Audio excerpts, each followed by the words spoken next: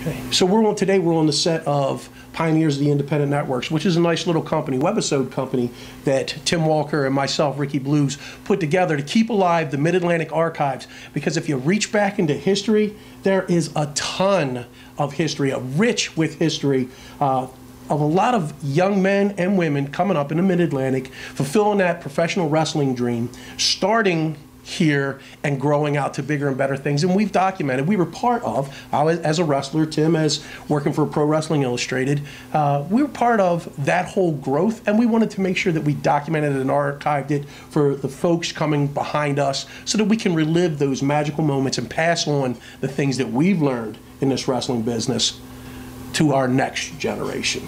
Yeah, that was a lot of exciting times. It was. We're talking about a time where today you're very much segregated and broken into one specific little area. When I say the Mid-Atlantic, Tim, we were working in the Mid-Atlantic. We were working in Pennsylvania, we were working in Delaware, in Virginia, West Virginia, Maryland, New Jersey. That was our 6-state little circuit. Mm-hmm. And there was a ton of promotions that were in each of those areas that were bringing in a select group of wrestlers to work in those categories or work in those areas. And when I say that there was a small circuit going on, it absolutely was, because those storylines transcended different organizations. We worked together, we worked in opposition, but we always gave, what we were looking to do is give the fans that extra something to come back and see us. So it was a neat little time to... It was a real special time, because look at now, independent wrestling is 25, 30 years old.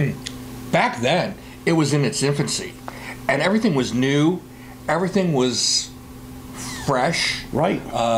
There was quite a learning curve going on back then, and really it was a lot of unpredictable happenings going on in independent wrestling. Well, people were developing their characters, and there was much more freedom on the indie circuit that grew out of the territories. It was the last vestige of the territories, because we saw parts of that next level coming through. Talking about Bam Bam Bigelow, Cactus Jack, those guys were coming through our promotions and working that circuit with us. So it really was the tail end of the territories, the growth of something new from its infancy, and it was a much broader breadth for people to develop their characters and not be hinged by what the big, I guess, organizations of that day only thought that wrestling should be. We had a much broader There was canvas. A lot of thinking outside the box Yes. going on there. And a lot of new promotions, new promoters, new bookers, new wrestlers. Everything was really new. And you weren't really limited to a set of rules. The rules were kind of fast and loose at that point. Right.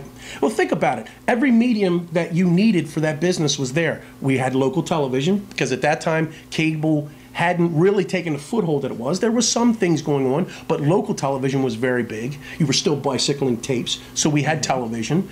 We had airwaves, radio. They covered, they carried our story on different AM stations. We had the magazines. Our good friend Bill Apter, Stu Sachs, George Napolitano, they were covering all that.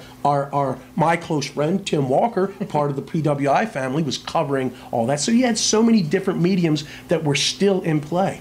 The internet, really, there was no internet. The social media was social, person to person. So that was quite an interesting time. There really was a social aspect to it, because you got to meet people. You saw the same people at each event. Right. And you got to mingle, and you got to talk to them, you got to know them, you got to become friends with them. And some of the fans would gravitate towards Virginia and David Lehigh's promotion, depending on where they lived geographically. And then there were other fans who lived in the more northern parts of the Mid-Atlantic, who would gravitate toward New Jersey and Dennis Corluzzo and Larry Sharp's Monster Factory. Right. And also, Pennsylvania, when you talked about Phil Labelsberger running the AWF in concert with Ed Zahn and also with Joel Goodhart. You're talking about the beginning threads of so many different organizations. ECW wasn't ECW. It was TWA. It was also part of the AWF. There was a great collaboration between those minds to actually develop a product. In Maryland, you had Lou Martin, you know, in the central part of Maryland, but out on the western front, you had Tricky Dick, Dick you know, Kerikhoff. Dick Kerikhoff, who also not only did Maryland, but West Virginia, And you know, Virginia. and Virginia. Doug Stahl did a lot in West Virginia. And like you said, rounding it out, down in good old Virginia, David Lehigh in that northern part. And boy, oh boy, did he have the market cornered on bringing in that southern style NWA wrestling. Jim Cornette, the Midnight Express, the Rock and Roll Express, the Fantastics, Ivan Koloff. Ivan, Wahoo, Sam Houston, all of that was running up through that southern portion of what we like to refer to as those mid-Atlantic territories, our little circuit that we ran. And then we forgot also New Jersey, where we talk about where we talk about Jim Kettner and his fledgling ECWA at that time and what they were doing in the Delaware side.